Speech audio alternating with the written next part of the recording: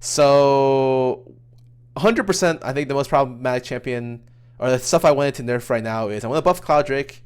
I saw the prior buff. I thought Cloud Drake is much worse than the other Drakes, so it needs to have like what in combat move speed, or I'll give you like more move speed for than the current one on live. Additionally, I think Vlad's a really big problem. I really think Vlad just needs to be nerfed because it's just he's too good, just straight up, just like incredibly, overwhelmingly good, and needs to get toned down quite a bit. Problem is he can build tanky and still do a ton of damage. Essentially, he can solo zone out backline by himself, and I think that's a real big problem. So anyways, let's keep going. Those are the two things I want from this patch. So before this patch started, a lot of people told me they're doing a lot of support changes, which is like it's a mini support rework, which I think is very strange. I don't know if I expected this, but I'm down. I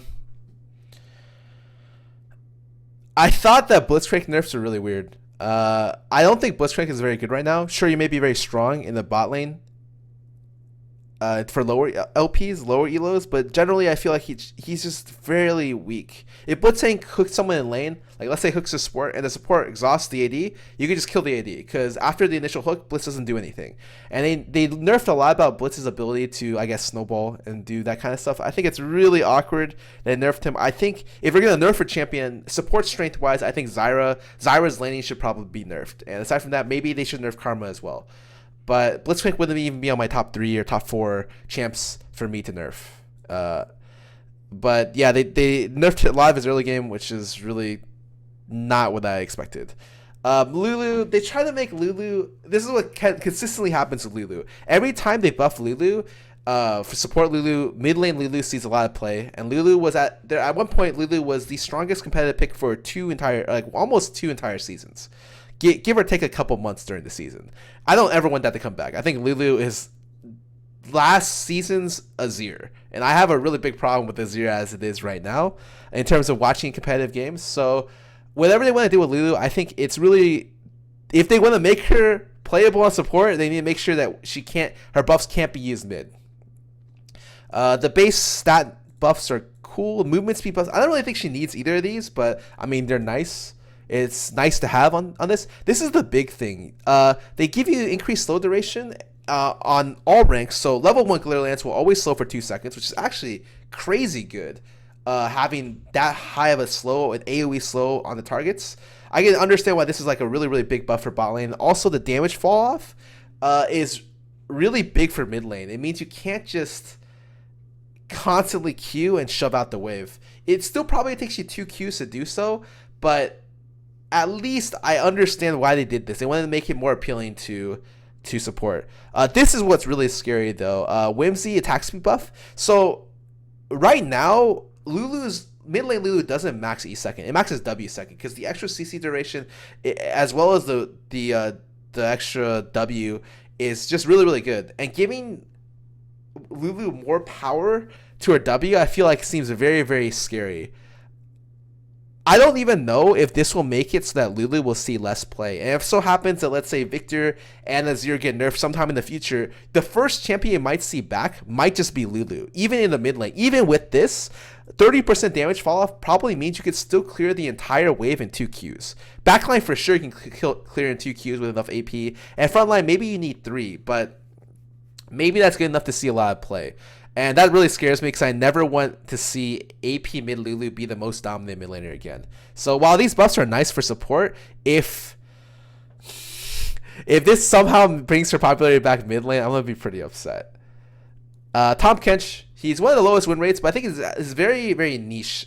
He has a game warping W, which allows you to essentially save anyone, right? So he's great. He has got like a single target Kindred ult. He's great against solo divers, stuff like Rengar, stuff like anyone Fizz, any assassin target. Tom Kench just stuffs.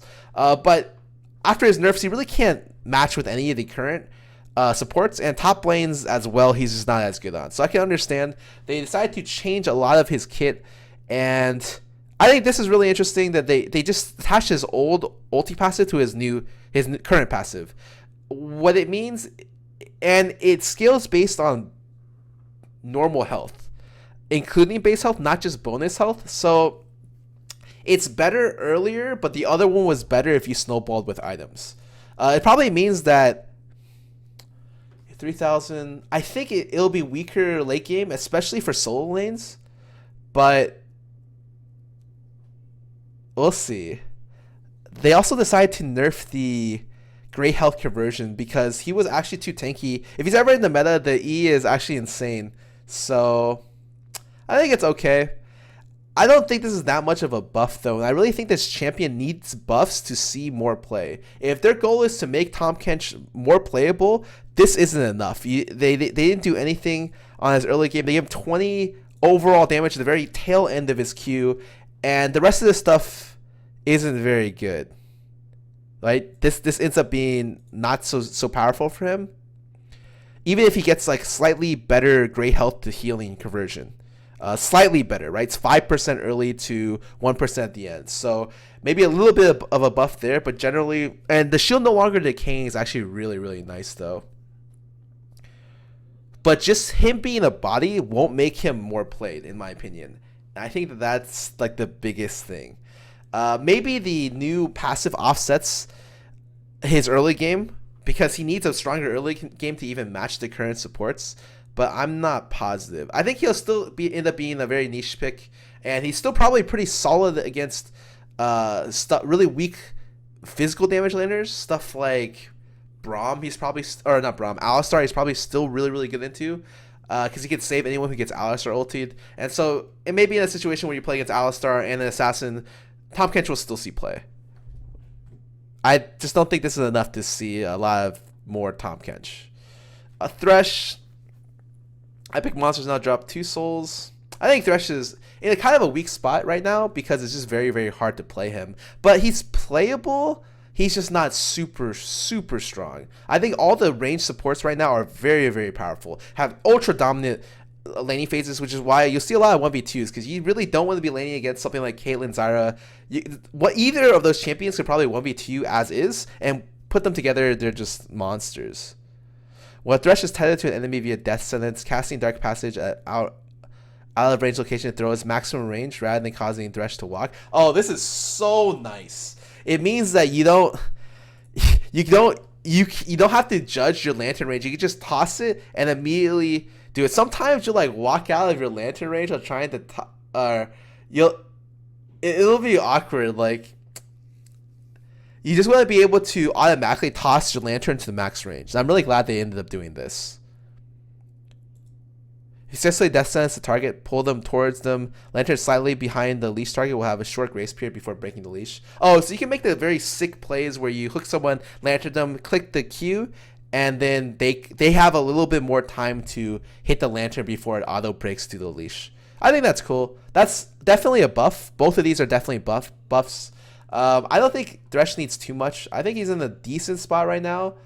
And at any moment, if any of the other really dominant laners get nerfed, Thresh could see a lot of play. At the moment in A, I only really see C9's supports play Thresh. For good reason, because Bunny is like a one-trick Thresh player. Or started as a one-trick Thresh player. Now he's very good at other things. Zyra. This champ is so strong. It's probably one of the strongest lane support right now. Because of her amount of seeds she can grow, and it takes so much for you to be able to break the plants, and the plants have such long range. In my opinion, I think the plants having such long range is so ridiculous. If you Q someone or E around the plant and it doesn't touch the plant and it still spawns the plant, I think you can have like a harass range of 1600 or something crazy in lane. I think for this champion, they should either nerf the plant attack range or make it so that the hitbox to sprout the plant is a little bit smaller. Right now, Zyra just feels too easy to be able to get great damage on the enemy champion. At the moment, it looks like they are nerfing the seed spawn time by 2 seconds early. That's one way to nerf the thing. Mix a bug.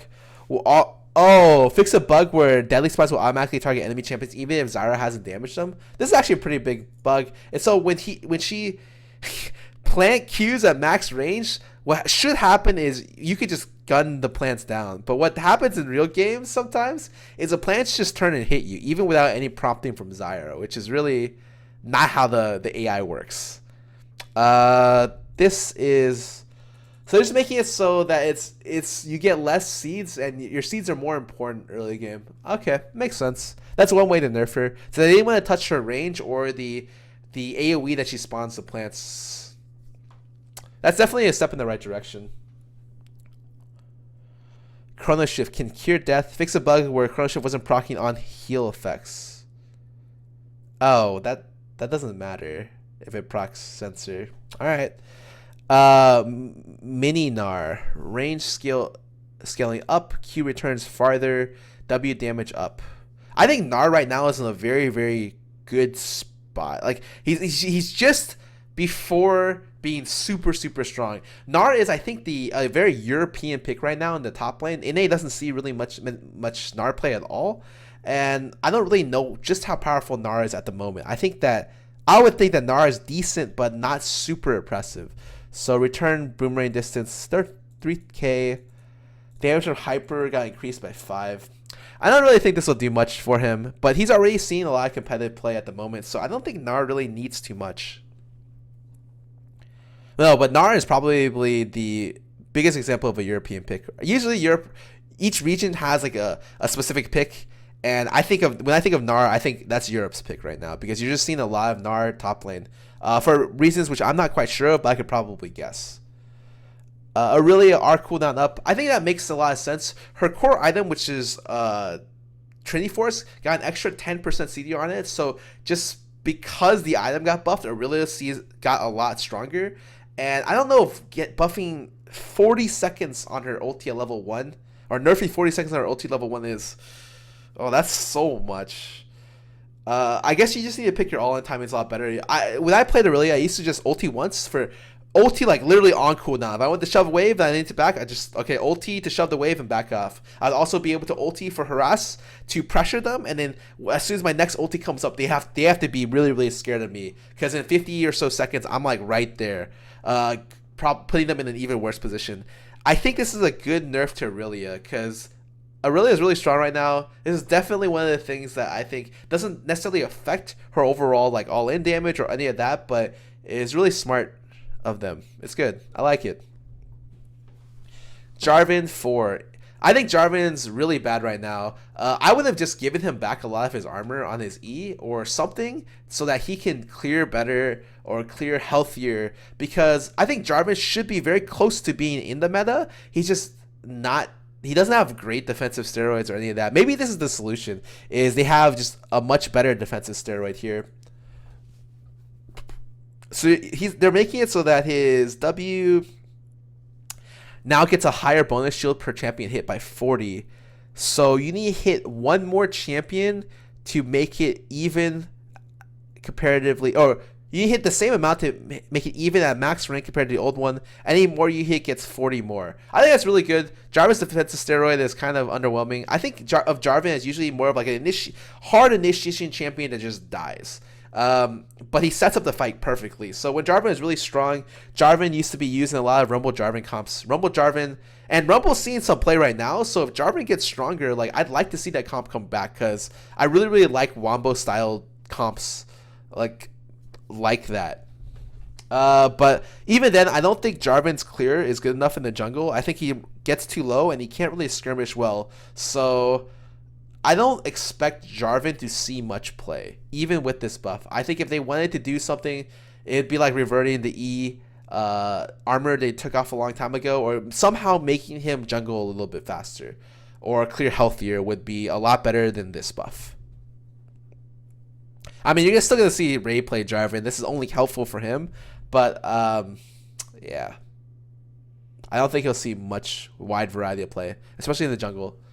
Kindred, base armor down, armor per level up, W no longer heals, but Wolf reduces monster damage. Alright, so I think Kindred is really, really strong right now. She's been strong since release, and Riot's just been trying to find a way to nerf Kindred in Italy since the release of the champion.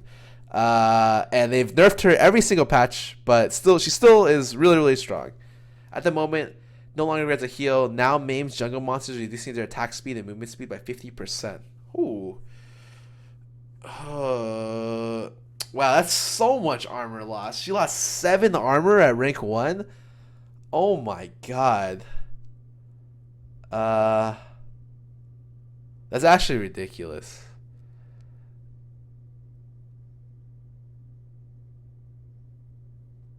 Okay, Kendra's a lot worse now. Even with this, it's the frenzy is even not healing is even bad because at some point when you get a lot of scaling, you just tend to like not take damage from the camps anyways. And having a new wolf not even heal off like harassing people like when you're skirmishing, this is definitely like a really big early game buff. And they seem like they want to keep nerfing Kendra's early game and they're okay with your scaling. All right, I think I like the idea of how they wanted to nerf her, but 7 armor is a lot. We'll see how it looks like. Swain, R cooldown and recast lockup up. I thought Swain being a juggernaut wasn't a bad thing. I think that's just the style of play that he is. I thought the healing was a little bit really high, but then they nerfed that down. So what is it now? Initial lockout on recast. So they're just doubling the cooldown so you can't ulti every single wave. So it's more punishing and you have a bigger opening to all in him. Okay, I think that's a good nerf. If you were gonna nerf Swain some way, this is definitely a good nerf for you to do for this champion. Because you don't touch any of his mana costs, you don't touch any of his damage. I think Swain scales really well right now, and you can get him out of lane. He sees a lot of play in competitive. I think he's in a good spot, and if they want to nerf him, this is not a bad way to do it.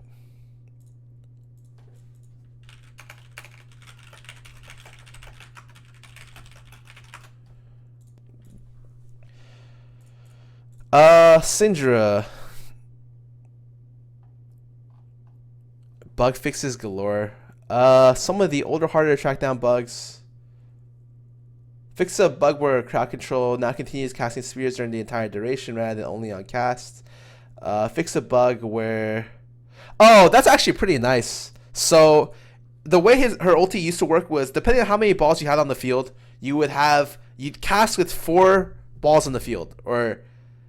So it'd be 3 plus, or sorry, you cast with 1 ball on the field, so it'd be 3 initial plus the 1 on the field. But now any balls you cast while she's channeling ulti also add on to the ult damage. This is actually a damage buff, I think. This might be a lot bigger than I originally thought. If it is that way, that would be a very interesting thing for Syndra, because as it is right now, it usually is you fish for the look, you E them, you stun them, and you Q ulti. But if you could get to the point where you Q them, and then you stun them, and you ulti them, and then you Q while you're ulting, that could be really nice. I think that's nice. Actually, that's not even a bug fix. That's just like an actual buff to her kit. You have about 1 second to cast another Q while you're ulting to get more damage. That's really good. Trundle is really, really strong. One of the strongest. Typically what you should think about Trundle is he beats every melee physical champion 1v1 because his Q gives him AD, it takes away AD. His ulti's really, really good at 1v1ing, and he gets a huge steroid off his W. And yeah, he's just amazing. It's hard to itemize against him. So nerfing Trundle's early game, I think, is correct. Base health regen seems like something that Riot's really nerfing a lot recently. I don't think this will really force Trundle out of the meta, but so I guess this is like a really soft way to nerf Trundle. I expected a harder nerf for sure, especially after QSS you can't remove his ulti. It's really, really soft. I expected something else. Q doesn't accidentally drop Twitch into stealth instantly.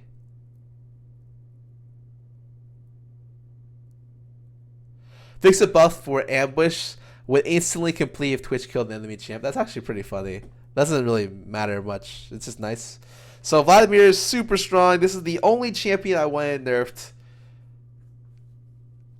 at the beginning of the patch notes. So what does it look like right now? Okay, so the passive ratio got nerfed. So you stacking tank stats doesn't give you more AP. Think that's good. And AP doesn't give you more health. Also think that's good. And the Q damage got nerfed a little bit, but higher AP ratio. Okay, that's great. I think E damage is really, really high. I thought maybe they were going to look to nerf his E, either make the scaling level dependent or something like that. Maybe toss down the base a little bit. I'm surprised they didn't hit the E at all. But Q and passive definitely good ways to nerf the champion. Especially that's a lot of damage to take off the Q. Especially because his empower Q is based on multiplying the damage on his initial base.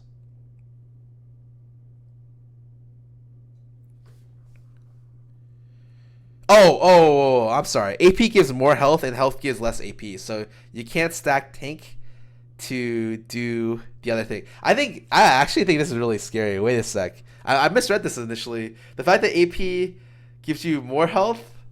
Oh man. That means that maybe at some point Visage Rush becomes not as good. And if you just go full AP into like Ryze's Death Cap, he becomes as strong as, or if not stronger than the old one. That's kind of weird. I don't think he needed this. I think if they just nerfed this would have been fine. I'm surprised they reverted this. So you got a revert on this stuff to where AP scales better, and his Q got nerfed. Well, overall net nerf, but surprised it wasn't just like a flat nerf. Period.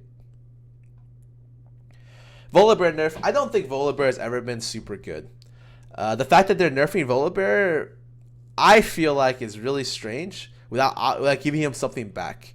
So what they're doing is they're nerfing his early game W damage, which sucks because when I play Volibear, I used to play Volibear a lot. The only way I saw that Volibear won games was if he was able to snowball early levels.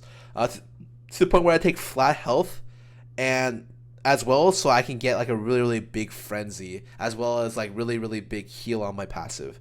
So I don't think Volibear actually needed nerfs. I'm surprised they're doing this. It must have been based off something like a win rate or something. People thought it was too good.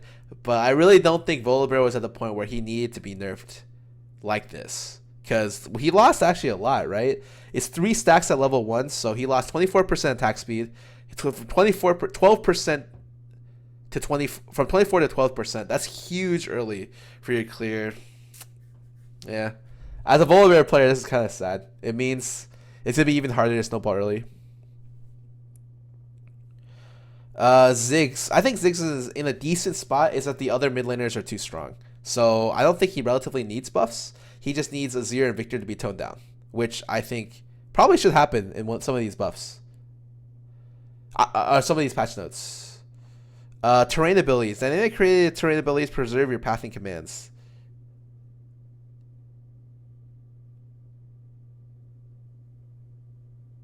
Now path straight towards the dynamic created terrain instead of trying to go around. So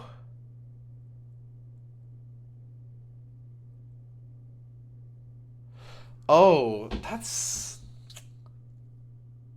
the only really, really big thing about this is Anivia. So if you've ever played Anivia, the way you harass people is you shoot the Q and you wall them, or you wall them and you shoot the Q as you wall, and then you use the terrain input to automatically adjust to see where they're going. So you create the path, and you know that the system, the pathing command will automatically push them into your queue. Aside from, I don't think any of these other champions matter. The only thing that matters is like it might be a little bit harder to do that for Anivia, which is a big part of how you harass and get kills on that kit. Aside from that, I think the rest of the stuff is whatever. Howling Abyss. Unfortunately, I don't really care about Howling Abyss. I just don't. I don't play it, and it's really hard for me to really talk about it. So it's whatever. Okay, so we're gonna go to the items. So early game cooldown reduction increased. Talisman now builds a Raptor Cloak.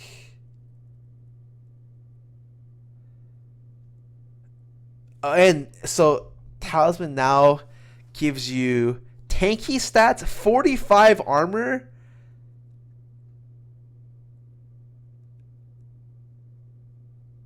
and CDR? Is that right?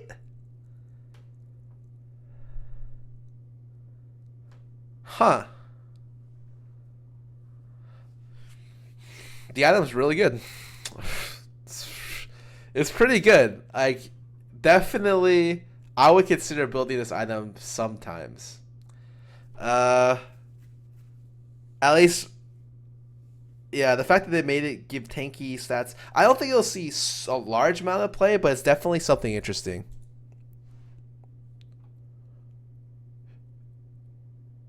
That's a very unique way of them trying to change this item by making it more of a tank-oriented initiation item. I think that it will definitely see more play because of it. Minion execute now scales with level. Great. Super good. So late game, you can actually execute stuff that's very high. Oh, yeah, that's so good. 320. Yeah, it's great. Like late game, you can just execute from like 600 health. Like at late game, it kind of sucks to try to use face of mountain, because that's the point where everyone wave clears face. Everyone wave clears like 1 or 2 spells, and you're like struggling to be like, please let me last hit this. Please give me this one. And eventually, I just give up. Some of the times. Spell Thief, Edgeline.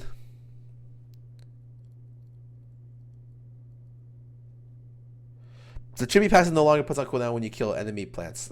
Exemplar enemy pets and exemplar plants. Okay, that's small, very, very, very small buff. Forbidden Idol,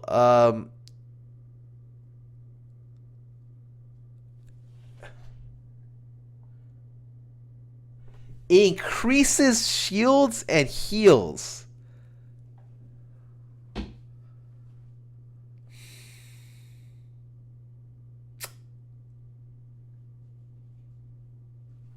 Interesting. That's actually pretty big. That's actually pretty big. Huh. It's really good for Janna. Like, super good for Janna players, in my opinion. Soraka, you'd imagine it'd be good for Soraka. I think it's a little bit good, but Janna, I think it's really, really, really good for. Especially because I don't think Soraka really ever. I don't think many people build Ardent in general. Ardent is just typically a very, very, very high luxury item. But maybe with this new thing, it gives you 20 more AP and gives you 15% bonus healing and shielding. That's so much. I could definitely see Soraka and Janna prioritizing this item quite a bit. Especially Janna though. Like Janna, like 15% more healing. Wow. And shielding. Oh, and Karma, I guess. Sorry, I forgot about her for anyone who plays Karma. A lot of people play Karma right now. That's solid. That's just really good. Crucible. Oh, wait a sec. So Crucible Crucible didn't even get that much of a cost increase. 100 gold. No, everyone's just going to build Crucible. That's so... I think buffing Crucible is a really dangerous thing to do. I would have preferred a buff on Ardent without a buff on Crucible, so now supports have a good choice. Like, oh, we should build this, we should build that. Crucible is such a big item active that everyone's just like, if this also has the crucial healing, people still aren't going to build Ardent because now it's more expensive now. Even though it gives you a little bit more AP, the Crucible is a lot more core against a lot of comps. You're playing against Ashe, all right, Crucible the Ashe arrow. Being able to Crucible CC is way more important for most people than giving you more more attack speed and more damage in your autos. So I would have much preferred to have this not be on Crucible and just buff Censor so that it has more options. I think that this buff is probably too much. Honestly, you're literally paying 100 gold for 15% more bonus healing and shielding. That's insane. I actually think that the item should probably cost more with this buff in it.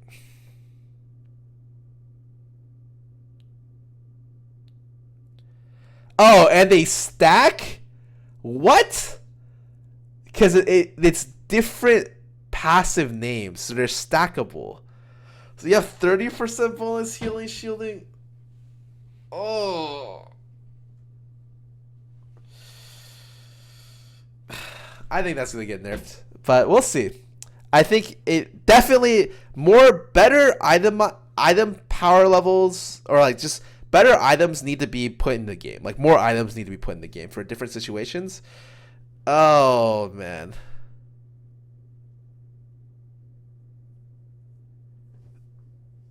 This is gonna be an interesting week when this comes out.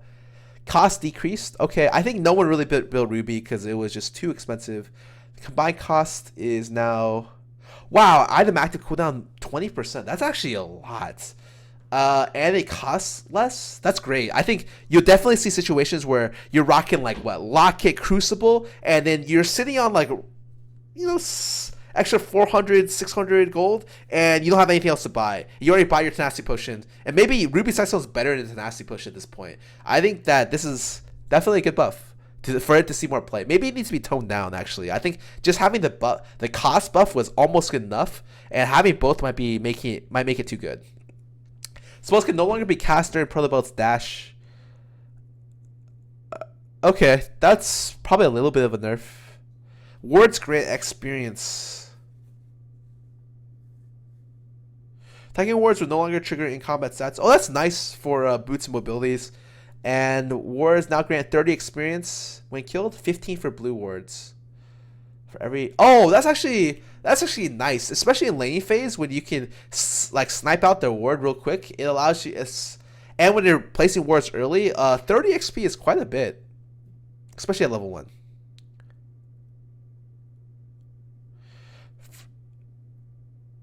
For every 150 seconds, the word is live because it's visually swaggier for the team that placed it. All right, man. that's just aesthetics. Global experience pacing. Catch-up experience now smooth scaling. Scale smoothly.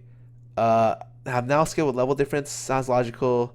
You get the same bonus. You need 100 or 1000 XP to fill your XP bar. Drop the moment you level, even though you're basically 1 minute closer. So...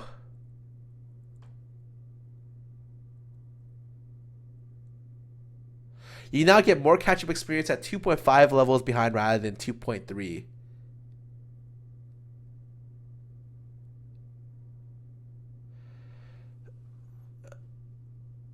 It kicks in earlier but scales less strongly.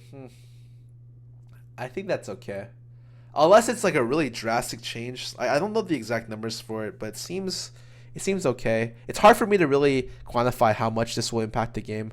I think that right now catch-up experience is actually really, really big. But there's still situations where you can outpace the other player by quite a bit. And if... I don't think it seems like it's that significant of a buff. Post-death kill experience? Death chance now get XP from nearby kills.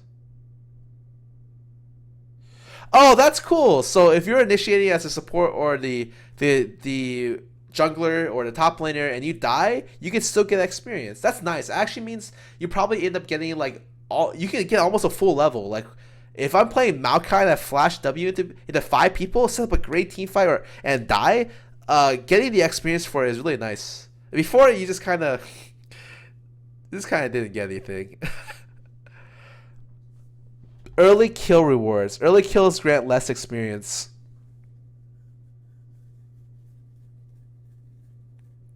So they're trying to make the game less snowbally.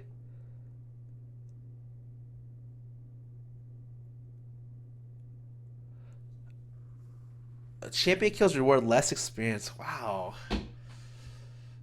I don't even think that's... I feel like right now it's like...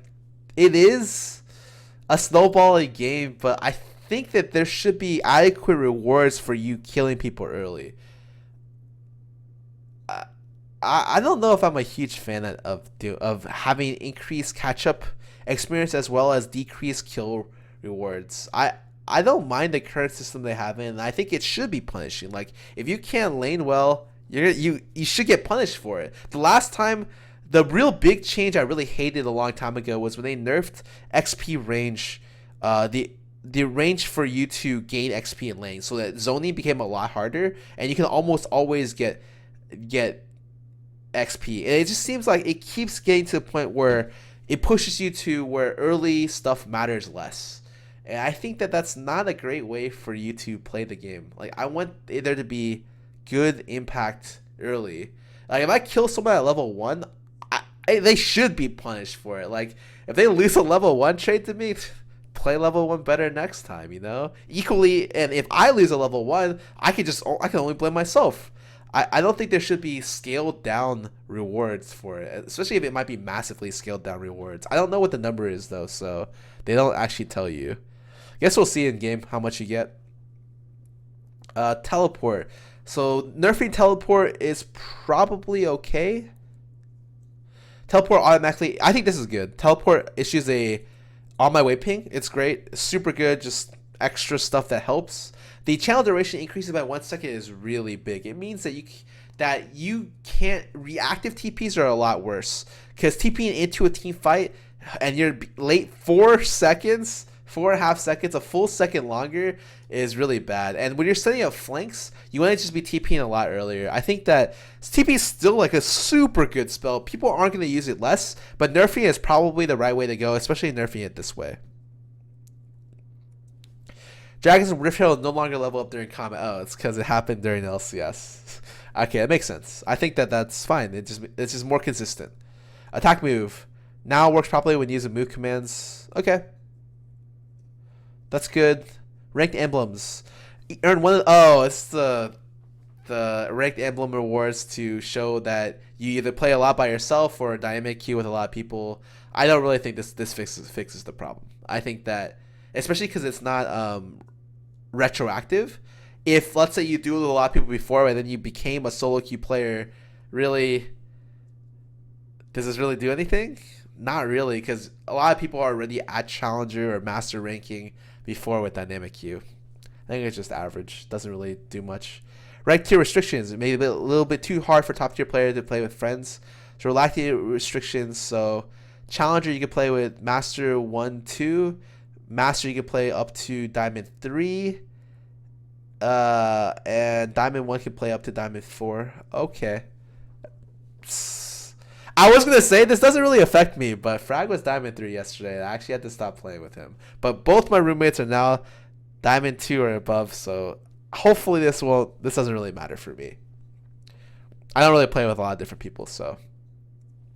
Rank 5's queues returns to schedule windows. Doesn't seem like it's taking away from anything, so it's okay. I don't play rank 5s, so it doesn't really have any direct impact on me. But if it only adds on, it can only be good. Everything else solid. I'm surprised they didn't buff Cloud Drake in this patch. I thought that was going to be in there for sure.